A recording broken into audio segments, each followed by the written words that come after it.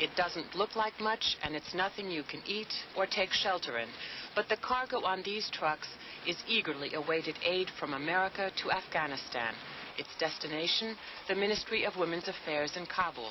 Its content, sewing machines and bolts of cloth.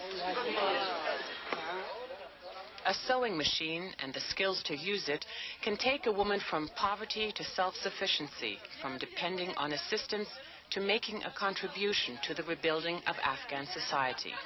The sewing machine opens doors for Afghan women after years of being shut away by the Taliban.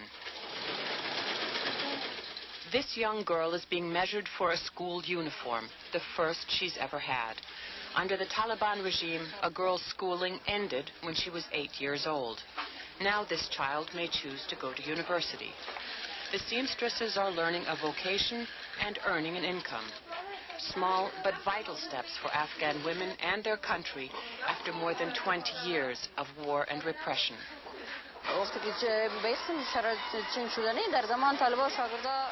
During the Taliban, school was available only to a limited number of students and only boys. Now that opportunity is open to all girls too. They've come with a lot of enthusiasm to begin their studies.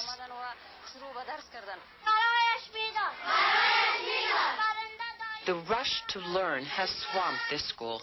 It copes with nearly 3,000 students by teaching them in 3 shifts per day. School children are the only thing in abundance.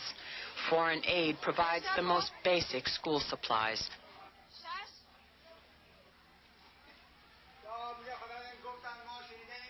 Under the Taliban, the literacy rate for women was estimated at 15%, compared to almost 50% of men. Now that the schools are reopened, I see a brilliant future for our students. My hope is that if a student works hard and is given the opportunity, he or she will have a bright future. Afghanistan lost thousands of its educated women to emigration in the past 2 decades. The ones who remain behind are eager to pick up where they left off. Women who had been valuable professionals in years past are acquiring new tools to regain their self-confidence and contribute to the modernization of Afghanistan. So is he on oral fluids? He's taking... Okay, yeah. Okay, good. Equally urgent to the future of Afghanistan is the recovery of its healthcare system, especially for women. The Taliban banned male physicians from examining female patients.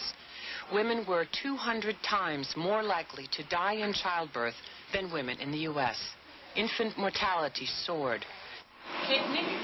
Doctors long out of practice are being trained to catch up on current medical technology.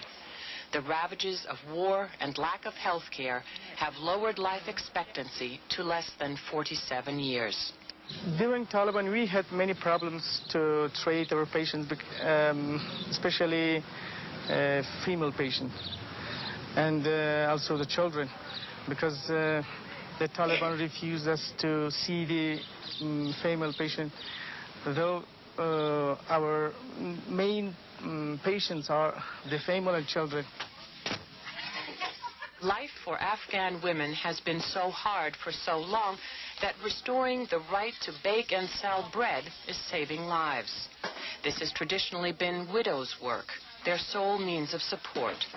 There are an estimated 50,000 war widows in Afghanistan with no male relative to take care of them and their children. These bakeries also fed a quarter of Kabul's people until they, too, were banned by the Taliban. American and Allied aid is putting needy women back in business. It's a vast leap in a matter of months from second-class citizenship to participation in the Loya Jirga, convened to decide the direction of Afghanistan. But the changes demanded by emboldened women are resisted by a traditionally male-dominated society unaccustomed to treating women as equals. I have candidated myself to be a member of the parliament. If God grants me the wish to be a member of the parliament, to bring some great changes in the constitution of Afghanistan, especially the changes on basic law of Islam, especially the freedom for women. President Hamid Karzai is determined to make women's rights a priority. When he opened the schools this spring to include girls, the day was celebrated by women and their daughters with enthusiasm and high expectations.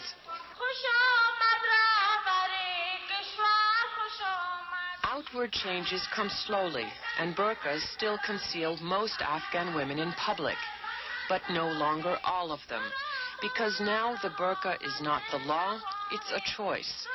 Perhaps the biggest change is the belief that a woman's hopes and dreams can be her own.